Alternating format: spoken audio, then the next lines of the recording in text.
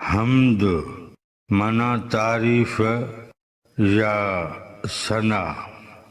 शाइरीअ जी उहा सिन्फ़ जंहिंमें सिर्फ़ अल्लाह साईं जी साराह ऐं सना कई वञे, उन नज़्म या शेर खे हमद चइबो आहे। साराह माना सना या तारीफ़ या गुण बयान करण जो अमल। कुदरत माना ताक़त या कुवत।